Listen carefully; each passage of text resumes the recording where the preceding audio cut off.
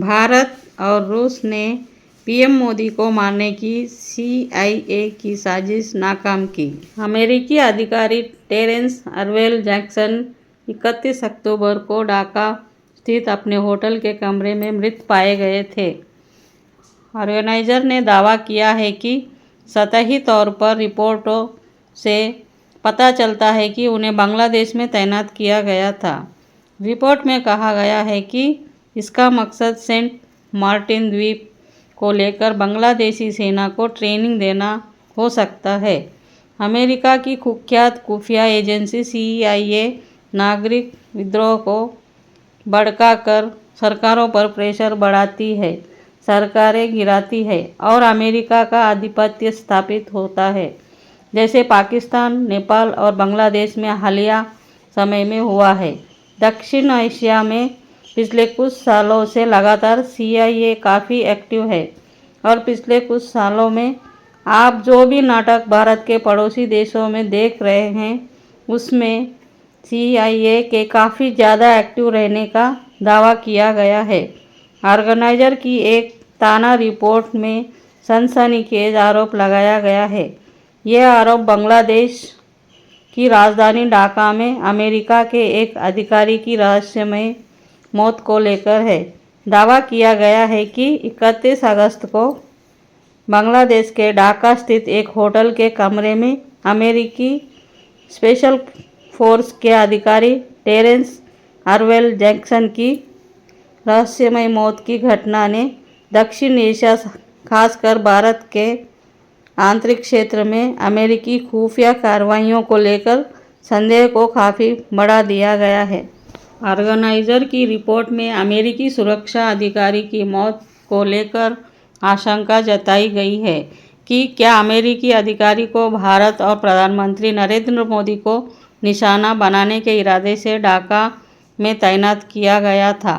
Organiser ने experts के हवाले से अनुमान दिया कि प्रधानमंत्री मोदी की हत्या की योजना और कोशिश हो सकती है, जिसे भारत और रूस की खुफिया इकाइयों के संयुक्त अभियान ने नाकाम कर दिया। रिपोर्ट में कई सुराग और घटनाओं को जोड़कर अनुमान लगाया जा रहा है कि जैक्सन भारत और खासकर प्रधानमंत्री नरेंद्र मोदी के खिलाफ कोई गुप्त कार्रवाई या असाइनमेंट पर तैनात किया गया था, लेकिन उसका प्लान नाकाम हो गया। अमेरिकी अधिकारी टेरेंस अर्वेल जैक्सन 31 अगस्त को ढाका स्थित अपने होटल के कमरे में मृत पाए गए थे।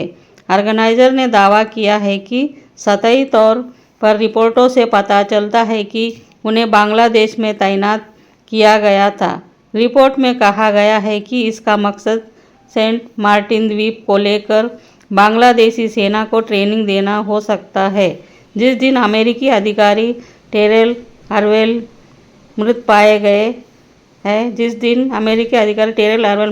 गए उस दिन प्रधानमंत्री मोदी शंघाई सहयोग संगठन शिखर सम्मेलन में भाग लेने के लिए चीन के तियानजिन में थे।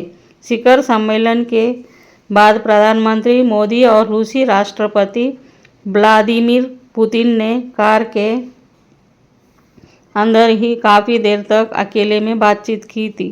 तियानजिन में मोदी पुतिन की इस मुलाकात की खूब चर्चा हुई और इसे ग्लोबल कवरेज मिला। ऑर्गेनाइजर ने दावा किया है कि विश्लेषण किया जा रहा है कि प्रधानमंत्री मोदी और राष्ट्रपति पुतिन के नेतृत्व में भारत और रूसी खुफिया बलों ने एक संयुक्त अभियान में ढाका में उस अमेरिकी सुरक्षा अधिकारी को मार गिराया जो प्रधानमंत्री मोदी की हत्या की साजिश रच रहा था। नवभारत टाइम्स इस दावे की पुष्टि नहीं करता है। रिपोर्ट में कहा गया है कि यह पूरी संभावना है कि प्रधानमंत्री मोदी और राष्ट्रपति पुतिन ने तियानजिन में कार के अंदर 45 मिनट की अनियोजित बातचीत के दौरान इस बेहद हाई प्रोफाइल और गहन एजेंडे पर चर्चा की हो। शायद जिस दिन मोदी और पुतिन ने गुप्त चर्चा की उसी दिन ढाका में वह अमेरिकी अधिकारी मृत पाया गया। ऑर्गेनाइजर ने प्रधानमंत्री मोदी एक बयान को हाईलाइट करने की कोशिश की है।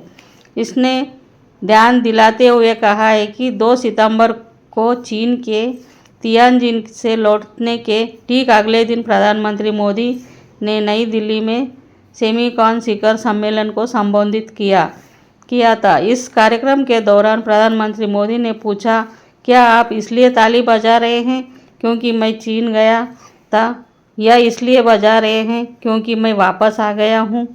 विश्लेषणों के मुताबिक प्रधानमंत्री मोदी की ये गुड़ टिप्पणियाँ एक गंभीर संदेश देती है। इसमें प्रधानमंत्री के जीवन को खतरे के बारे में संदेश भेजा गया है। डोनाल्ड ट्रंप पिछले कुछ महीनों से लगातार भारत विरोधी बयान दे रहे हैं। वो पाकिस्तान की तरफदारी कर रहे हैं। पीएम मोदी के लिए कठिन माहौल बनाने वाली राजनीतिक बयानबाजी भी कर रहे हैं।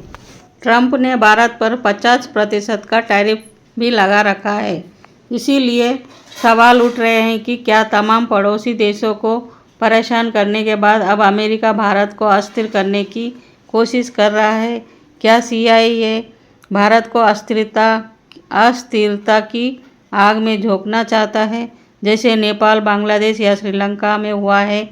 नवभारत टाइम्स इसकी पुष्टि नहीं कर सकता है, लेकिन अगर ये रिपोर्ट सच है तो भारत अमेरिका संबंध को बुरी तरह से प्रभावित कर सकता है।